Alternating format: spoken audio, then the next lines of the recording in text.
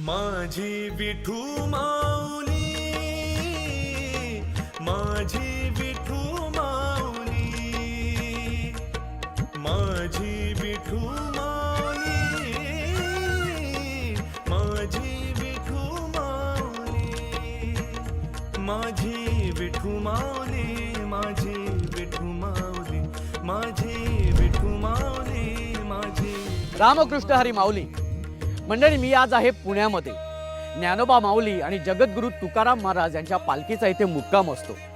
दोन्ही पालख्या इथे विश्राम करतात, कारण इथून पुढे सासवडचा मोठा पल्ला गाठायचा असतो। सगळीकडून ज्ञानोबा माऊली तुकाराम असा जयघोष ऐकू येतोय, असा नामघोष ऐकू येतोय। तुम्हाला सांगतो मंडळी, आपला हा जो वारकरी संप्रदाय हा पांडुरंगाच्या दर्शनाला जाताना पांडुरंगाच्या भक्तांच्या नावाचा जयघोष करत असतात आणि इथेच भक्ती श्रेष्ठ ठरते। आपली ही संस्कृती आहे की भक्त भक्तीने देवत्वाला जातो आणि तोच अनुभव आज मी इथे घेतोय। तेव्हा तुम्ही सुद्धा या भव्य सोहळ्यामध्ये सामील व्हा। याचं नाव आहे गजर माऊलीचा सोहळा सख्यांचा। गिफ्टिंग पार्टनर विठोबा, आयुर्वेदिक दंतमंजन आणि टूथपेस्ट।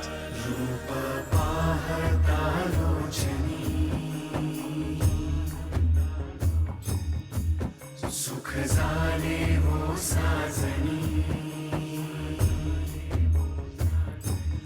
तो हा विठ्ठल बरवा, तो हा विठ्ठल बरवा, तो हा माधव बरवा। किती दिवस चालतंय तुम्ही आता आज चौथा दिवस। काय सांगताय? तिथे हात देत असा एकदम हात मस्त पैकी। हा 11 दिवस अच्छा, तू पाय दे हात एकदम हात बी तसं दुखतोय का इथं असं हात मस्त की? दार आजोबा देतो तुम्हाला चेपून, नातू आहे मी तुमचा, मस्त बी कशी तंदुरुस्त राहायला पाहिजेत एकदम, आहे की नाही? आणि इथं पाय दे बाबा, माऊलीचं रूप घेऊन आलेले तुम्ही। हा हा असा पाय दे इथे, हा माऊली। पण बाकी सगळं व्यवस्थित आहे? व्यवस्थित हा. काय सुचतात पांडुरंगाच्या ओढीनी सगळं विसरून जाय। सगळं विसरून द्यायचं। अच्छा चालायला लागलं का नाही फक्त तेच दिसतो, अच्छा, बाकी काय पण खूप पाय दुखत नाहीत अजिबात? दिसत ना, पण आता काय इथून दिखतात ना, म्हणून देतोय ना। हा नातू आयला इथं, हा चेपून देते तुला। हा मस्त, काय नाही। आणि मस्त सगळी वारी होणार आहे, सगळ्यांची छान वारी होणार आहे। मस्त, आता कसं वाटतंय? छान वाटतं. चांगलं वाटतंय? मस्त, हा मस्त जायचं वारीपर्यंत। आजी बरी आहेस ना तू? ओके, रामकृष्ण हरी, रामकृष्ण हरी सगळ्यांना, रामकृष्ण। बोला पुंडलिका वरदे, हरी विठ्ठल, श्री ज्ञानदेव, पंढरीनाथ महाराज की विठ्ठल विठ्ठल विठ्ठल विठ्ठल विठ्ठल। येतो बरं का? ठीक आहे तोच माय तोच बाप विठुराया पंढरीचा, आलो भेटीला सख्या श्रीरंगार विठ्ठला। तोच माय तोच बाप विठुराया पंढरीचा। रामकृष्ण माऊली मंडळी, वारीला सुख सोहळा का म्हणतात ना, हे तुम्हाला माझ्या मागे बघून लक्षात आले असेलच। आणि हे सगळे वारकरी ना असेच तल्लीन होऊन विठू माऊलीचं नाव घेत असतात। आणि मी खरं सांगतो माऊली तुम्हाला, मला अजिबात राहवत नाहीये, मी सुद्धा त्यांच्याबरोबर तिथे सामील होणार आहे। रामकृष्ण हरी। ज्ञानोबा तुकाराम, ज्ञानोबा तुकाराम, ज्ञानोबा तुकाराम, ज्ञानोबा तुकाराम, ज्ञानोबा तुकाराम, ज्ञानोबा तुकाराम, ज्ञानोबा तुकाराम। एवढं नको हो दादा, दादा एवढं नको, दादा एवढं नको।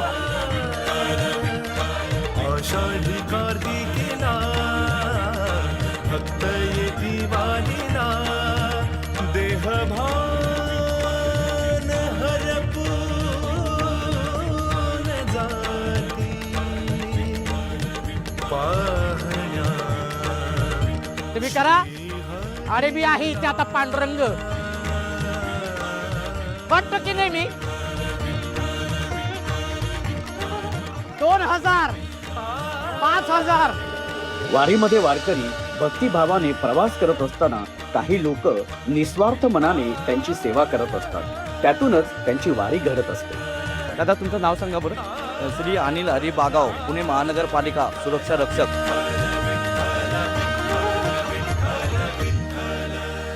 तुम्ही वारीला जाता?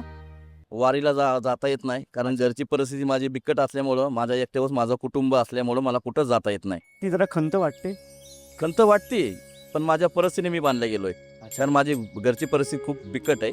तुम्ही बऱ्याच लोकांच्या हरवलेल्या वस्तू दिलेल्या आहेत, पैसे परत केलेले आहेत. तर आतापर्यंत असे किती पैसे तुम्ही परत केलेले आहेत की जे जे सापडलेले आहेत? भरपूर लोकांच्या वस्तू रडतच येतात, आमची वस्तू हरवलेली आहे, ताई रडू नका, स्माईल द्या आणि तुमची वस्तू घेऊन जावा. ते म्हणतात तुम्हाला बक्षीस 1 रुपया घेत नाही मी, अच्छा, तुमचं जे हसणं आहे ना, तीच माझी बक्षीस आहे. दादा खरंच तुमच्याशी बोलून खरंच खूप छान वाटलं. आणि ज्या प्रामाणिकपणे आणि ज्या मेहनतीने तुम्ही काम करतायत, लोकांची सेवा करतायत, त्यांना सुरक्षित ठेवतायत, तर त्यासाठी तुम्ही करत असलेल्या कार्यासाठी तुम्हाला खरंच सलाम. आणि म्हणून त्यासाठी तुम्हाला सन मराठीकडून ही भेटवस्तू देण्यात येणार आहे, त्याचा स्वीकार करायचा आहे. धन्यवाद सर. रामकृष्ण हरी. रामकृष्ण हरी. धन्यवाद सर.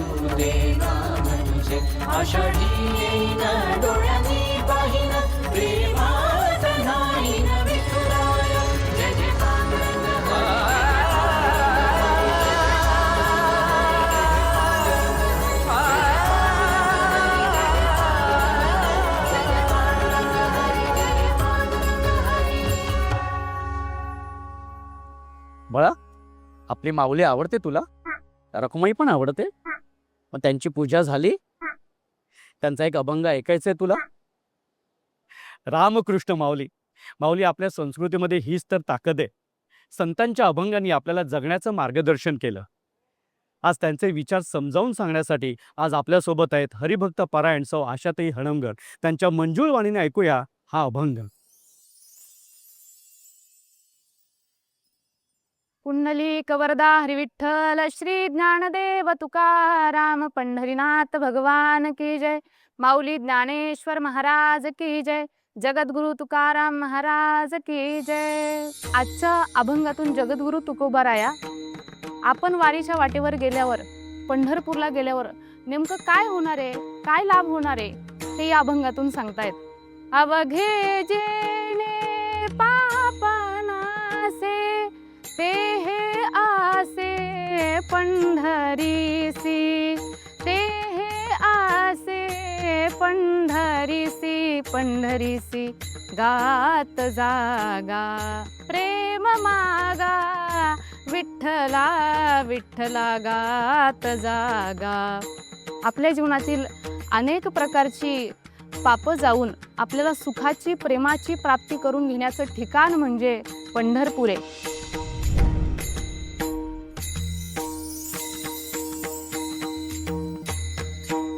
आपल्या जीवनात कळत न कळतपणे अनेक प्रकारची पापं घडत असतात. मग ते कायेनं असेल, वाचेनं असेल, मनाने असेल.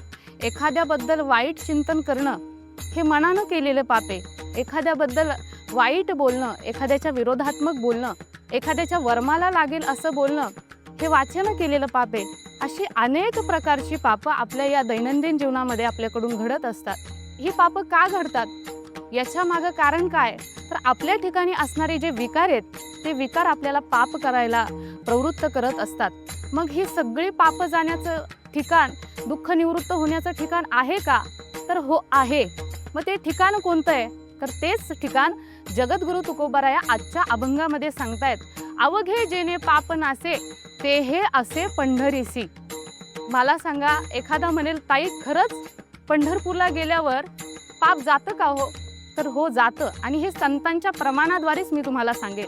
अवघीच पापे गेली दिगंतरी, वैकुंठ पंढरी देखील या. शास्त्रामध्ये ज्या पापाला, ज्या दोषाला कुठलंच प्रायश्चित्त नाही अशी पापं सुद्धा पंढरपूरला गेल्यावर जातात.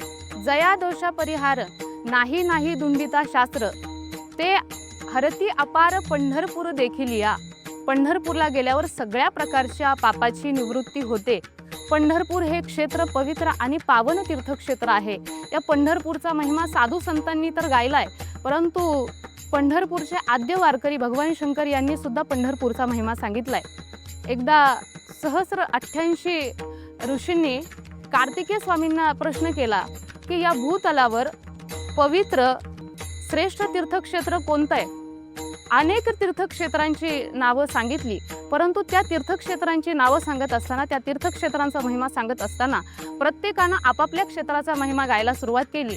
आणि मग याचं उत्तर काही कार्तिकेय स्वामींना देता आलं नाही, म्हणून कार्तिकेय स्वामी भगवान शंकरांकडे गेले, आपल्या वडिलांकडे गेले आणि वडिलांना बोलू लागले की बाबा, या पृथ्वीवर अनेक प्रकारची पापं घडत असतात, मग ही सगळी पाप निवृत्त होण्याचं ठिकाण असं श्रेष्ठ तीर्थक्षेत्र आपण मला सांगा. त्यावेळेस भगवान शंकरांनी अनेक तीर्थक्षेत्रांची नावं सांगितली. काशी असेल, गया असेल, प्रयाग असेल, पुष्कर असेल, अनेक तीर्थक्षेत्रांची नावं सांगितली, परंतु त्यातील न्यूनता आणि कमीपणा सांगितला.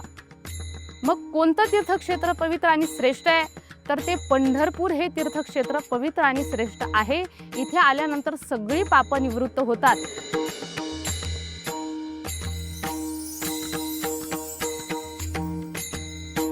भगवान शंकर म्हटले, मी स्मशानात राहतो, परंतु माझं चित्त कुठे असतं, तर माझं चित्त पंढरपूरला असतं. मग पंढरपूरला असं काय आहे हो? पंढरपूरला पवित्र असणारं भिवरा तीर्थ आहे, चंद्रभागा नदी आहे. ज्या चंद्रभागेचं दर्शन केल्याबरोबर अनेक तीर्थक्षेत्रांचं दर्शन एकाच वेळी आपल्याला घडतं.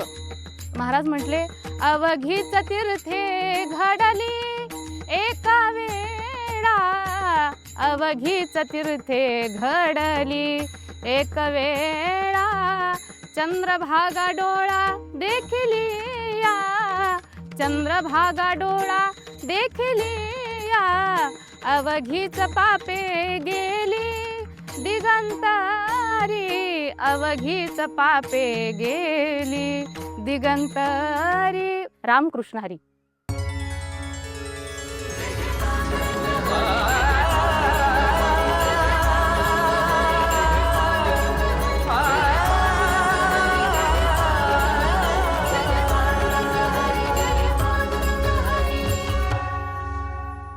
पोरी, त्यानं कधी वारी चुकवली नाही.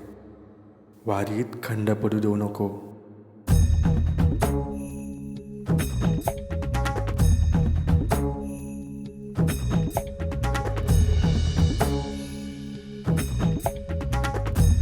मंडळी, तुम्ही बघताय की आज आपल्यासोबत आपल्या या वारीमध्ये सुप्रसिद्ध अभिनेत्री आणि निर्माती श्वेता शिंदे आज आपल्याबरोबर उपस्थित आहे. तुळस अशी डोक्यावर घेऊन तुला कसं वाटतंय? खूप मोठी जबाबदारी आपल्यावर येऊन ठेपली आहे का असं वाटतंय, आणि त्या गोष्टीचा खूप आनंदही होतोय. आणि ट्रस्ट मी, म्हणजे मला असं वाटतं की आर्मीतल्या लोकांना आणि पोलिसांना वर्दी घातल्यानंतरचं जी एक भावना असेल ना, की आपण काहीतरी करतोय किंवा काहीतरी एक ऊर्जा आपल्यामध्ये निर्माण होते, तसं जर का ही तुळस जर का तू तुझ्या डोक्यावर घेतलीस तर तुला कळेल की एक्झॅक्टली मला आत्ता या क्षणाला काय वाटतंय. तर ती जी दिंडीची ऊर्जा आहे ना, ती ऊर्जा आहे. जसं हुकमाची राणी ही माझ्या शोची जबाबदारी माझ्या खांद्यावर आणि डोक्यावर आहे, तसं वाटायला लागलंय मला. मी सांगू का, आपल्या दोघांच्याही मालिकेमध्ये एक साम्य आहे. म्हणजे मी माझ्या मालिकेमध्ये हुकमाची राणी शोधत असतो आणि तुझ्या मालिकेचंच नाव हुकमाची राणी आहे. माझ्याकडे एक तगडी हुकमाची राणी ही आहेच. आम्हाला तगड्या हुकमाच्या राणी शोधाव्या लागतात.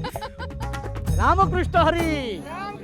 बोला पुंडलिका वरदे, श्री ज्ञानदेव पंढरीनाथ भगवान की जय. विठ्ठल विठ्ठल विठ्ठल विठ्ठल विठ्ठल विठ्ठल विठ्ठल विठ्ठल. डोईवरी ती तुळस, पंढरीचा रे कळस, पाहता हर्ष डोळ्यातून दाटला, वारी माझ्या विठ्ठलाची, जन्म जन्माच्या सुखाची, जगण्याच्या रिंगणाची, पांडुरंगी असा जीव रे रंगला.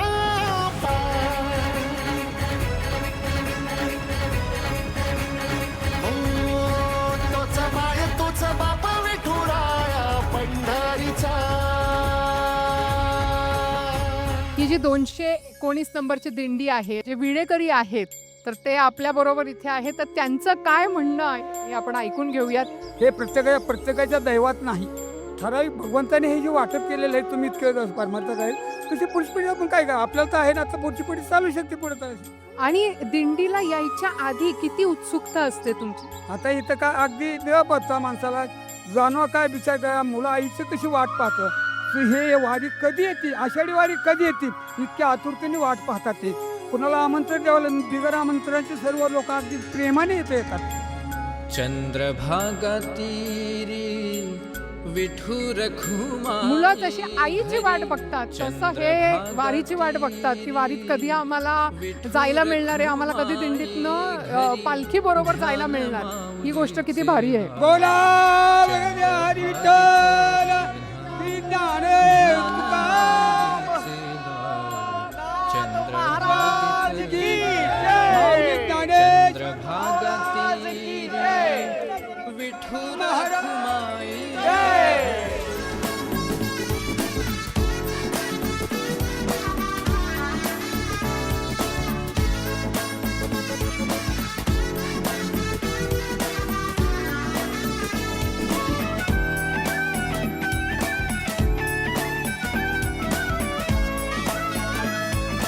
सगळ्या एवढ्या यंग मुली आहेत आशिष इथे, आणि या सगळ्या जणी पहिल्यांदा सेवेसाठी आलेल्या आहेत. माझं नाव नंदा आहे आणि मी नाशिक शहरातनं आलेली आहे. म्हणजे तुझ्या जन्माच्या आधी तुझ्या आई वडिलांनी ठरवलं होतं की तू पालखीच्या इथे येणार आहेस, त्यामुळे तुझं नाव ज्ञानदा त्यांनी तेव्हाच ठरवून टाकलं वाटतं. काय वाटतं हे सगळं ऐश्वर्य बघून वारीचं? खूप आनंद भेटतोय सेवा करून लोकांची, आणि प्रचंड म्हणजे खूप असं वाटतं की एवढं चालून जातात ते लोक दर्शनाकरता. कसं वाटतं त्यांची सेवा करून? मला माझ्या आजी आजोबांची आठवण येते आणि असं वाटतं मी त्यांचीच सेवा करतेय. वा. बरं, आजचा तुमचा पहिला दिवस आहे, पण पुढच्या काही दिवसांसाठीचं तुमचं प्लॅनिंग काय? तुम्ही इथे आल्यानंतर आता काही असं ठरवलंय का की अरे बापरे आपल्याला हे पण करायला पाहिजे, किंवा आता आपण उद्यापासून आता आणखीन असं पण करूयात, असं काही आहे का डोक्यात? पुढची जे आहे आता खूप आता त्यांना डिफिकल्टीज होणार, त्याच्या समोर काय करायचं, कसं कसं डाएट, अजून त्यांना खूप प्रॉब्लेम ॲसिडिटी वगैरे होतात, कसं काय स्ट्रेचिंग अँड ऑल, हे सगळं छोट्या छोट्या गोष्टी आपण सांगितलं तर त्यांना समोर जाऊन ते रिलीफ असणार, नाही असणार जास्त अजून प्रॉब्लेम. मला ह्या गोष्टीचा आनंद आहे की या पिढीला या गोष्टीची गोडी आहे की आपण दिंडीत यायला पाहिजे किंवा लोकांची सेवा करायला पाहिजे, आणि सेवाभाव ह्या वयात जो काय निर्माण होतो, ही आपली पुढची पिढी इतकी महान घडणार आहे, याच्यासाठीचा खूप आनंद आहे. बरं, आता एक प्रश्न मंजुषा असणार आहे. एक जनरल नॉलेज तुम्हाला तुमचं आम्हाला चेक करायचं आहे. म्हणजे त्यानिमित्ताने आमचं सुद्धा चांगलं होईल. बाकी काय नाही. ज्ञानेश्वर माऊलींच्या बहिणीचं नाव काय? संत मुक्ताबाई. या बात, एकदा जोरदार टाळ्या. बरं, जगद्गुरू तुकोबा माऊलींची जी वारी आहे किंवा जी दिंडी आहे ती कुठून कुठपर्यंत असते? देहू ते पंढरपूर. देहू ते पंढरपूर. व्हेरी गुड, क्या बात आहे. ज्ञानेश्वर माऊलींची जी पालखी आहे ती कुठून कुठपर्यंत जाते? आळंदी ते आळंदी ते पंढरपूर. व्हेरी गुड, क्या बात आहे, व्हेरी गुड. आणि ह्या ज्या सगळ्या पालख्या आहेत ह्या कुठे येऊन एकत्र मिळतात? पंढरपूर. पंढरपूरच्या आधी एका ठिकाणी एका गावी ते एकत्र येतात. वाखरी. क्या बात आहे, का जोरदार टाळ्या. आणि तुम्ही जी सगळी करेक्ट उत्तरं दिलेली आहेत त्याबद्दल सन मराठीकडून तुम्हाला एक भेटवस्तू मिळणार आहे. आम्ही ज्यांच्यामुळे इथे आलेलो आहोत, आमचे सर, तुम्ही त्यांना द्या. रामकृष्ण हरी. रामकृष्ण हरी.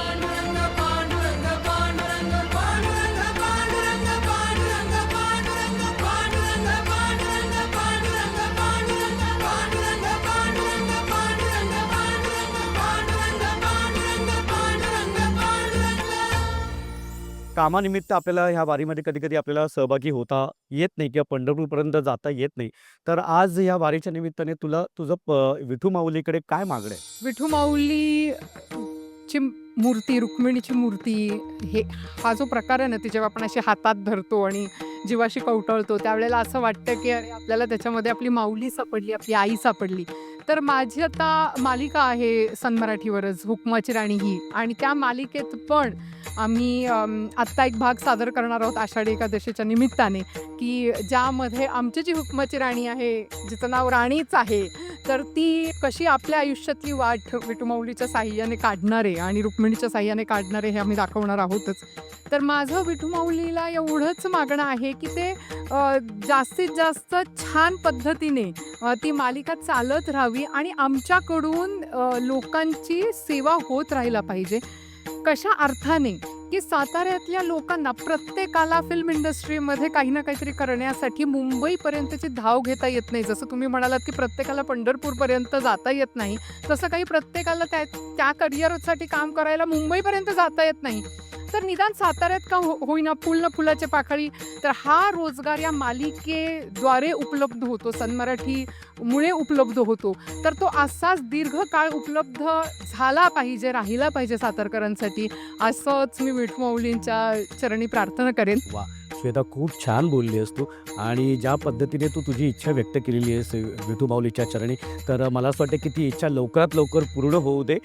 बरं श्वेता, तुझ्याकडे तुझी हुकुमाची राणी आहे, पण मला प्रत्येक भागामध्ये हुकुमाची राणी शोधावी लागते आणि त्यासाठी माझ्या सगळ्या सख्या आहेत ना, त्या आमच्या माहेरच्या अंगणामध्ये सगळ्या जमा झालेल्या आहेत, माझी वाट पाहत आहेत. तर मी आता मला तिथे जायचं आहे आणि त्यांच्याबरोबर खेळ खेळायचे आहे, कारण त्या खेळातूनच होणार आहे आजच्या भागाची हुकुमाची राणी.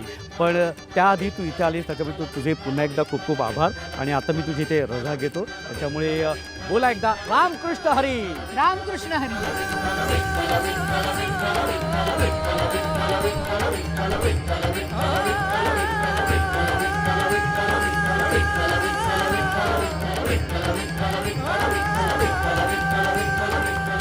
म्हणजे वारीचा सोहळा करून आपण आलेलो आहोत पुन्हा एकदा आपल्या माहेरच्या अंगणामध्ये. आणि आपल्या या अंगणात या सगळ्या सख्या माझ्या ताई सगळे इथे जमलेल्या आहेत. ह्या सगळ्यांसोबत आपण खेळ खेळणारच आहोत, कारण ह्या सगळ्या ताईंमधूनच होणार आजच्या भागाची हुकुमाची राणी. पण त्याआधी या सगळ्या ताईंना सन मराठीकडून एक भेटवस्तू देण्यात येणार आहे. त्या भेटवस्तूचा तुम्ही स्वीकार करायचे अशी मी तुम्हाला विनंती करतो. केसा ओलांडून गावाची पंढरी चालायला मेळा, गजरात विठ्ठलाच्या धुम धुमला रे सोहळा. चंद्रभागेच्या ओढीनं दिंडी चालली माऊलीच्या दर्शनाची डोळा सगळा लागली.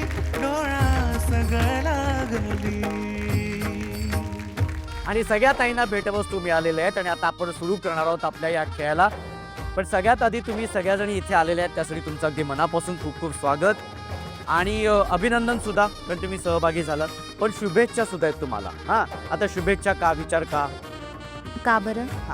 का बरं, तर त्यासाठी असं आहे, आपल्या या पहिल्या खेळातून 5 ताई जाणार आपल्या पुढच्या खेळाकडे आणि 3 ताई मात्र बाद होणार आहे. ओके, तर आता बघूया कोणत्या त्या 3 ताई ज्या बाद होणार आहेत. तर त्यासाठी आपण या खेळाला सुरुवात करूया आणि या खेळाचं नाव आहे एक टप्पा आऊट.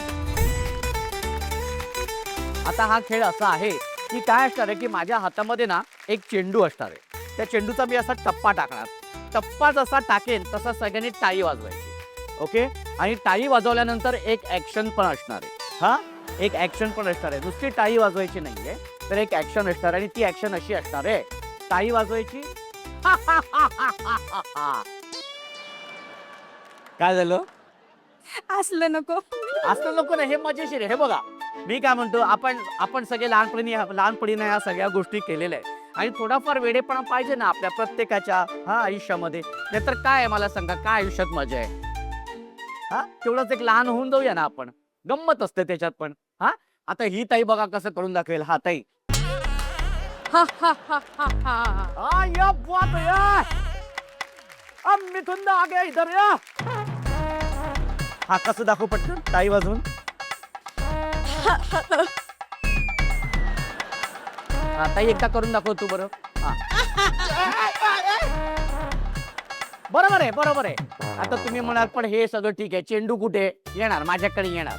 माझ्याकडे दिव्य शक्ती आहे, बघायची आहे. ये रे, बघितलं है ना? असे आमच्याकडे, असे आमचे विनोद आहेत. हा, हरकत नाही. हा, आता काय करायचंय, मी आता हा चेंडू आहे ना, हा असा टप्पा टाकणार. टप्पा टाकल्यानंतर मग तुम्ही टाळी आणि ती ऍक्शन करायची. ओके, जी ताई चुकीची टाळी वाजवेल किंवा जी ताई उशिरा टाळी वाजवेल ती ताई बाद. अशा 3 ताई बाद होणार आहे. ओके, कळले तुम्हाला? नक्की रेडी?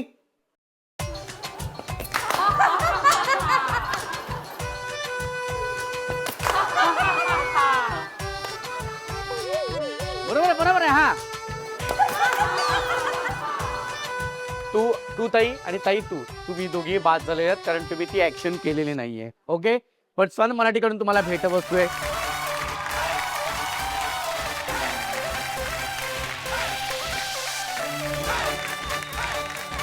दोन ताई बाद झालेले आहेत आणि आता एक ताई बाद होणार आहे. कोण आहे बघूया ती एक ताई. रेडी? हा, मस्तच. क्या बात आहे. ओ हो. हा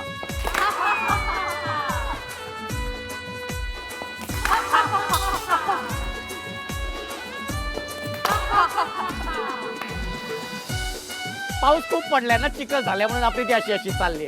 ओके हा.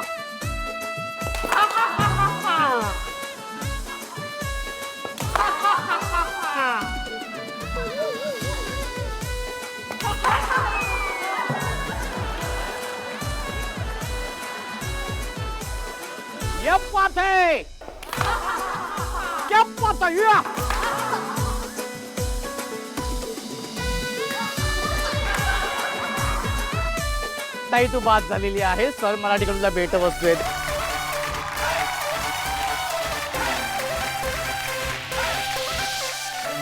आणि अशा पद्धतीने 3 ताई बाद झालेल्या आहेत आणि 5 ताई गेलेल्या आहेत आपल्या पुढच्या खेळाकडे. एकदा जोरदार टाळ्या. आणि पुन्हा एकदा पाची ताईंचं खूप खूप अभिनंदन की तुम्ही या पुढच्या खेळामध्ये आलेल्या आहात. कसं वाटतंय? छान वाटतंय ना ताई? कसं वाटतंय? छान वाटतंय. छान वाटतंय. पुढच्या खेळामध्ये आलेली आहेस. हा आता हळूहळू खेळ जरा आपला कठीण होत जाणार आहे, कारण हुकमाची राणी होणं इतकं सोपं नाही. पण आता हा जो खेळ आहे तो खेळ काय आहे, तो कसा खेळायचा आहे, त्याचं नाव काय, हे मी सगळं सांगणार आहे. पण त्याआधी आपण जाणार आहोत आपल्या माहेरच्या गप्पांमध्ये आणि त्यासाठी या ताईंसोबत आज आपण गप्पा करणार आहोत. ताई आधी तुझं नाव सांग बरं. भारती जालिंदर डगे. माहेर कुठलं तुझं? बीड जिल्ह्यात एक ग्रामीण भाग आहे. तिथं अगदी माहेर म्हटलं तर पांडुरंगाच्या पायथ्याशी येणार आहे. एक नारायणगड म्हणून आहे तिथं आमच्या, छोटीशी धाकटी पंढरी म्हणतात त्याला. काय सांगते? हा, आणि तिथं माझं माहेर आहे. माहेरचं वर्णन काय सांगावं तुम्हाला, इतकं सुंदर आहे. डोंगर आहेत, झरणे आहेत आणि पांडुरंगाची मूर्ती बनतात तर डोळ्या पुढे असे उभे राहते अशी पांडुरंगाची मूर्ती आहे. किती सुंदर, किती नशिबान आहेस तू. मी खूप खूप नशिबान आहे जे पांडुरंगाच्या पायथ्याशी मला राहायला मिळालं. माझं लहानपण तिथं गेलं ते मी खूप नशिबान आहे. मग ताई तू वारीमध्ये सहभागी होतेस? हो, मी 3 वर्ष झालं पुणे ते सासवड जाते पालखी. पुणे ते सासवड. हा. ओके. आणि मग तुझ्या गावातून सुद्धा दिंडी हो, आम्ही बीड जिल्हा आहे ना, बीड जिल्ह्यामध्ये मुक्ताबाईची पालखी येते. तर मुक्ताबाईची पालखी आल्यानंतर बीड जिल्ह्यामधून मुक्ताईंची पालखी येते. हा, बीड जिल्ह्यातून. बीड जिल्ह्यातून म्हणजे प्रॉपर बीड मधून मुक्ताईचं म्हणजे तिथं मुक्काम असतो पालखीचा. मुक्ताई. वा, वा, वा. काय सांगशील तुझ्या पालखीबद्दल? मी पालखीबद्दल एक थोडक्यात वर्णन करते. मुक्ताबाईची पालखी येते, बीडकर सगळे आनंदी होतात, नंतर सगळे दर्शनाला जातात. पालखी आली म्हणून सगळे जेवायला वगैरे सगळे देतात त्यांना. तेव्हा आमच्याकडे पालखी आली मुक्ताईची आणि बीडवरून नंतर ती पंढरपूरला येते. बीड बनवते डायरेक्ट पंढरपूरला जाते. हा, मध्ये आहेत गावं आहेत भरपूर. अच्छा. हा, ओके. म्हणजे त्या गावं करत करत ती पंढरपूर. जशी म्हणजे आपल्या ज्ञानेश्वर माऊलींची आणि तुकाराम महाराजांची पालख्या हा, पालख्या निघतात तसे मुक्ताईची मुक्काम त्यांचे ठरलेले असतात त्याप्रमाणे ती रोटली जाते. अच्छा अच्छा. वा. म्हणजे मुक्ताईंची पालखी म्हणजे खरं तर मुक्ताईंना आदिमाया म्हटलं जातं, आदिमाया. कारण चांगदेवांना ज्ञान देण्याचं काम त्यांनी केलं होतं. तसंच म्हणजे समाजाच्या रोषाला कंटाळून खरं तर आपले ज्ञानेश्वर माऊली नाराज झाले होते, रागवून बसले होते, तेव्हा त्यांची मनधरणी करून त्यांना त्यांचा राग शांत करण्याचं काम मुक्ताईंनी केलं. मुक्ताईने केलेलं आहे. काय सांगशील तू या आपल्या मुक्ताईंबद्दल? तर मुक्ताईबद्दल आम्ही तर एवढं वर्णन करू शकत नाही, किंवा पण आपल्या थोडक्यात पालखीबद्दल? थोडक्यात मुक्ताईंचं वर्णन करायचं म्हणलं तर त्यांनी 3 भावांना आई समान सांभाळलेलं आहे. जे आई तर गेलेली आहे, नंतर मग त्यांनी 3 भावांना अगदी आईप्रमाणे प्रेम दिलेलं आहे मुक्ताईने आणि त्यांना म्हणजे ज्ञानाचा भंडार पण म्हणतात मुक्ताईंना. हो. वा. नाही ताई तू खरंच बरोबर बोललेली आहेस. पण मगापासून मी बघतोय ह्या ताईला काहीतरी सांगायचंय. ताई काय सांगशील त्यांच्याकडे माईक दे बरं. मला हे सांगायचं होतं, मीही बीड जिल्ह्यातलीच आहे. माझं माहेर बीड जिल्ह्याचंच आहे. पण ह्या ताईंचं जे माहेर आहे तेच तुझं हो, तेच माझं माहेर आहे बीड जिल्हा. आणि मला हे सांगायचं होतं की मुक्ताबाईंची पालखी जी आमच्या जिल्ह्यामध्ये येते तेव्हा सर्वजण खूप खुश असतात आणि खूप आनंदाने सर्वजण दर्शनाला जातात. एक दिवस मुक्काम असतो. माळीवेस नावाचा एक एरिया आहे, तिथे हनुमानाचं मंदिर आहे. त्या मंदिरामध्ये सगळे वारकरी जमतात, म्हणजे त्यांचा मुक्काम असतो. तर आमच्या बीड जिल्ह्यातले जेवढेही लोक आहेत ते सगळे वारकऱ्यांना एक अन्नदान असो, पाणी पुरवठा असो, म्हणजे खूप मदतीसाठी एक आनंदाने त्यांना आशीर्वाद मिळावा म्हणून जातात आणि सर्वजण खूप खुश असतात. तसंच बीड जिल्ह्यानंतर जो पंढरपूरला जायचा बीड जिल्ह्याकडून मार्ग आहे, त्या मार्गाने त्या पालखीचं प्रस्थान होतं आणि असंच मुक्काम करत करत बीड जिल्ह्यातून बुलढाण्यापासून सुरुवात होते त्या पालखीची, नंतर जालन्यामध्ये येते, नंतर बीड जिल्ह्यात येते आणि त्यानंतर पंढरपूरला ती पालखी जाते. पण तू वारीमध्ये होते सहभागी तू पण? हो, मी ॲक्च्युली जेव्हा लहान असायचे तेव्हा मी दर्शनासाठी जायचे पालखीच्या आणि जेव्हा नंतर जेव्हा माझं एज्युकेशन वगैरे झालं तर मी बाहेर गेली. त्यानंतर आता पुण्यामध्ये जेव्हा पालखी येते ज्ञानेश्वर महाराजाची, तर मी आळंदीला नेहमी जाते आवर्जून दर्शनासाठी. नक्कीच ताई. आणि दोघींशी बोलून खरंच इतकं छान वाटलं ना, म्हणजे अगदी तू ते ज्या पद्धतीने वारीचं वर्णन करत होतीस तर असं वाटत होतं की आम्ही सगळे त्या वारीमध्येच आहोत. खूप छान वाटलं तुम दोघींशी बोलून. आणि सगळीकडे आपल्या वारीचा उत्साह आहे, त्याच्यामुळे तुम्हाला दोघींना रामकृष्ण हरी. रामकृष्ण हरी. ओके. आणि आता खेळायला सुरुवात करायची. चला तर मग सुरू करूया आपल्या या खेळाला. या खेळाचं नाव आहे टिकली तर टिकली नाही तर नाही टिकली. खेळाचं नाव काय ताई? टिकली व टिकली. असं नाही नाव. काय नाव होतं नीट? हा पुन्हा. टिकली तर टिकली नाही तर नाही टिकली. ओके, हरकत नाही. Very good. बरं, हा जो खेळ आहे तो असा खेळायचा आहे की तुम्ही बघताय की डिशमध्ये सगळे छोटे छोटे टिकले आहेत. हां, मी 1 2 3 म्हटल्यानंतर त्या ज्या टिकल्या आहेत त्या टिकल्या अशा काढायच्या आहेत आणि आपल्या चेहऱ्यावरती चिटकवायच्या. वेळेची मर्यादा आहे 2 मिनिटाची.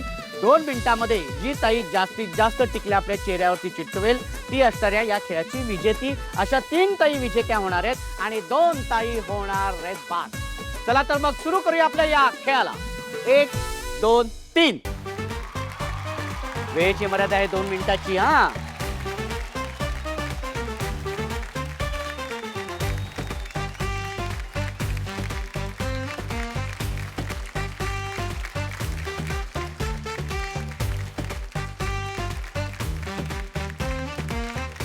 हा भाऊजींना बघू दे. हा, भारताचा नकाशा झाला असेल. हो. भारताचा नाहीये, श्रीलंकेचा झाला. शेवटचे 10 सेकंद. 10 9 3 2 आणि 1 संपलेली आहे.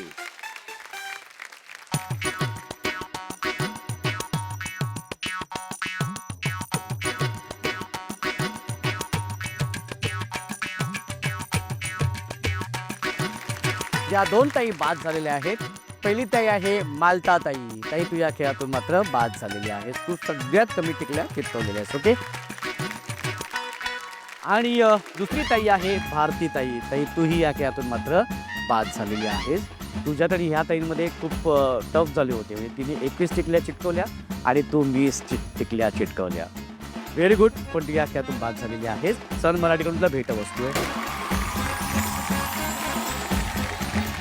अशा पद्धतीने 2 ताई बाद झालेल्या आहेत आणि 3 ताई गेलेल्या आहेत आपल्या शेवटच्या खेळाकडे. जोरदार टाळ्या होऊन जाऊ दे.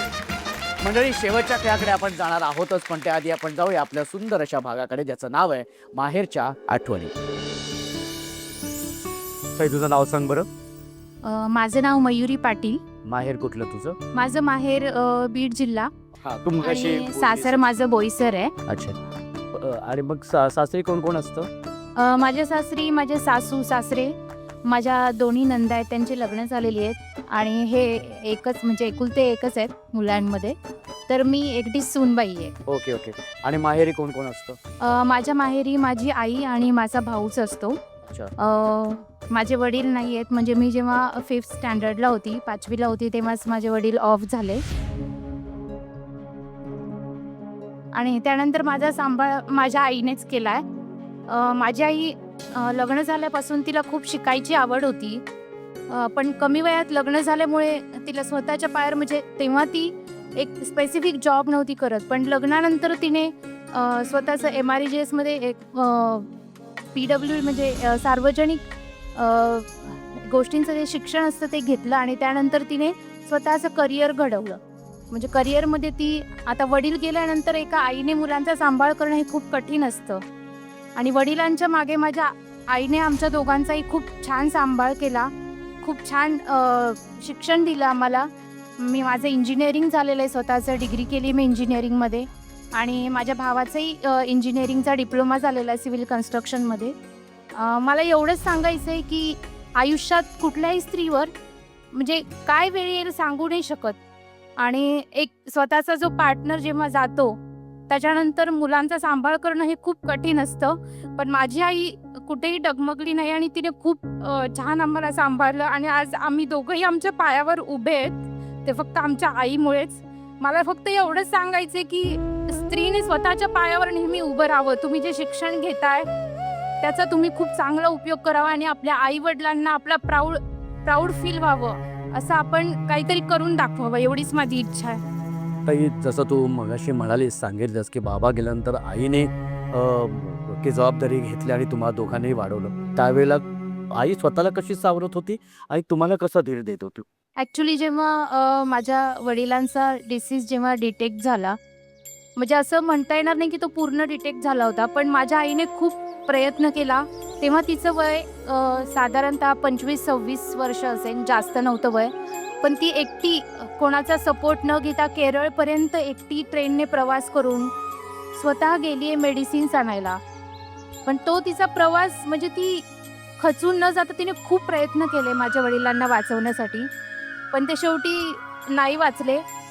पण त्यानंतरचा जो आईचा प्रवास होता, तरी पण आई माझी डगमगली नाही. खूप व्यवस्थित पद्धतीने तिने आमचा सांभाळ केला, आम्हाला योग्य ते शिक्षण दिलं, स्वतःच्या पायावर उभं केलं. आईचा माझा प्रवास जो आहे, एक आयडियल वुमन जी असते, असं खूप माझ्या माहेरचेही लोक तिचा रिस्पेक्ट करतात. माझी आई पहिल्यापासूनच खूप पांडुरंगाची भक्त आहे. माझे आजी आजोबा पण खूप भक्त आहेत विठ्ठलाचे. माझे आजोबा कीर्तन वगैरे करतात, भजन करतात. आणखीनही एवढं वय त्यांचं झालं आहे तरी नेहमी माझ्या आईला पांडुरंगाचा आशीर्वाद लाभलेला आहे. आणि आजपर्यंत पांडुरंगाचा तो आशीर्वाद माझ्या आईच्या आणि आमच्या पाठीशी नेहमी आहे. या गोष्टीचं मला खूप म्हणजे समाधान वाटतं. आता जसं लग्न तुझं ठरलं, बाबा तर नव्हते, तर मग कन्यादान कोणी केलं मग त्यावेळेला तुझ्या? माझं कन्यादान माझ्या आईनेच पहिलं केलं. असं काही नाही आहे आजच्या जनरेशनमध्ये की वडील नाही आहेत तर आई कन्यादान नाही करू शकत. माझ्या आईने पण कन्यादान केलं आणि नंतर माझ्या मामा मामींनी माझं कन्यादान केलं. तसं तर तू सांगितलेस की आईने कन्यादान केलं, पण तुला एक स्त्री म्हणून तुला काय वाटतं की जेव्हा घरातला कर्ता पुरुष नसतो तेव्हा आईला तो अधिकार मिळाला पाहिजे कन्यादानाचा?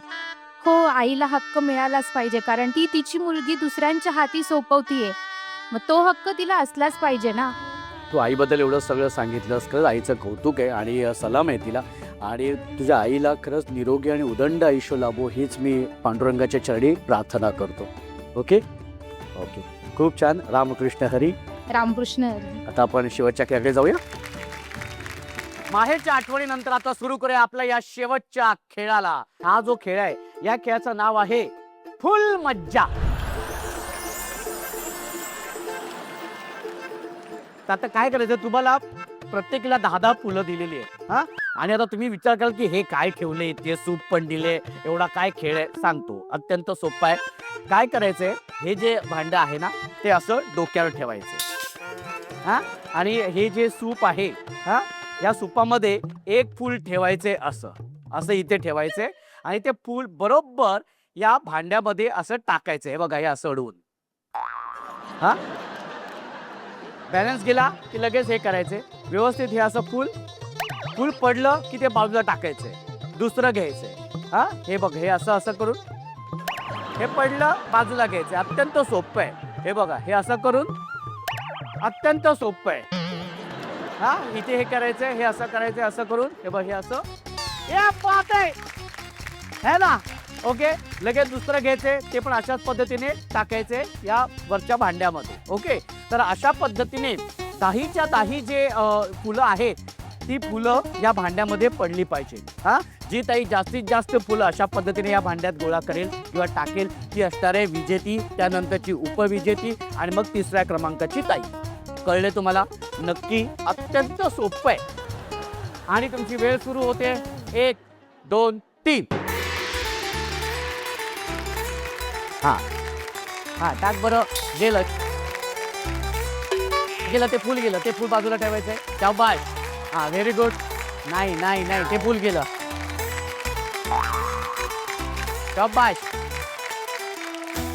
ये बात आहे. गेलं गेलं, फूल गेलं. हा, मस्तच. हा, गेलेलं आहे, गेलेलं आहे. हा, ये बात आहे. व्हेरी गुड, शाबाश.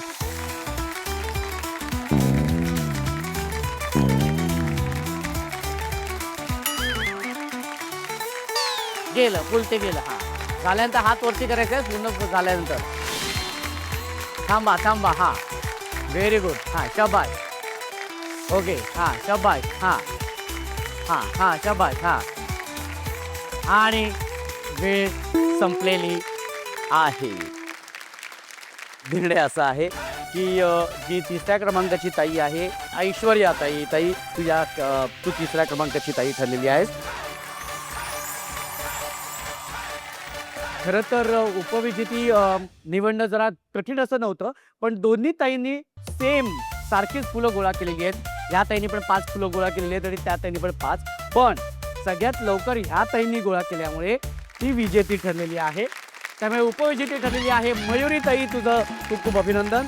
सन मराठीकडून तुला मिळतो तुझ्या माहेरचा आहेर इंडक्शन. आणि आजच्या भागाची हुकमाची राणी झालेली आहे श्रद्धा ताई. एकदा जोरदार टाळ्या होऊन जाऊ दे.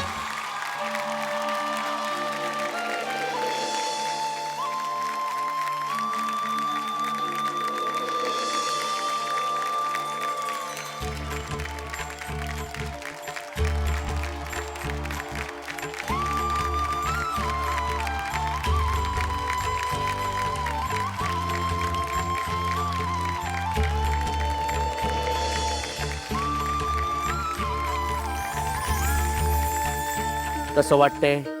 खूप छान वाटतंय. वाटलं होतं हुकमाची राणी होशील? वाटलं नव्हतं पण झाले. वाटलं नव्हतं पण झाले. सगळ्यात आधी कोणाला फोन करून सांगणार आहेस? सगळ्यात आधी सांग सासूबाईला. सासूबाईंना. Very good. बरं ताई, तू हुकमाची राणी झालीस तर आज काय हुकूम तुला इथे सोडावं असं वाटतोय? माझे मिस्टर रिक्षा चालवतात. माझी अशी इच्छा आहे की त्यांनी मला पंढरपूरच्या वारीला रिक्षाने न्यावे. म्हणजे इथे एरवी ताई सगळ्यांसाठी सांगते हुकूम सोडते. तू भाऊजींसाठीच सोडलाय हुकूम.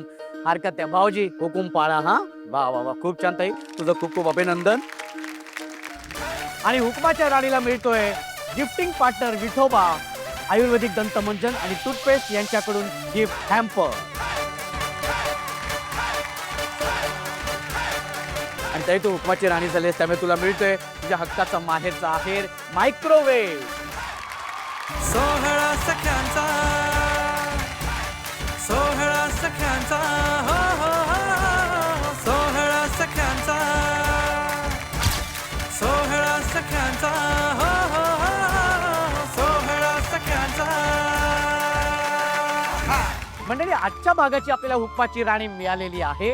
वारीचा आणि सख्यांचा सोहळा असाच चालू राहणार आहे. आज आपण होतो पुण्यामध्ये, उद्या जाणार आहोत सासवडला. तेव्हा उद्याचा भाग अजिबात चुकवू नका. बघत राहा तुमचा लाडका कार्यक्रम गजर माऊलीचा सोहळा सख्यांचा. गिफ्टिंग पार्टनर विठोबा आयुर्वेदिक दंतमंजन आणि टूथपेस्ट. बोला पुंडलिका वरदे हरी विठ्ठल श्री ज्ञानदेव तुकाराम पंढरीनाथ भगवान की जय. विठाल विठाल विठाल विठाल विठाल विठाल विठाल विठाल विठाल विठाल विठाल विठाल विठाल विठाल विठाल.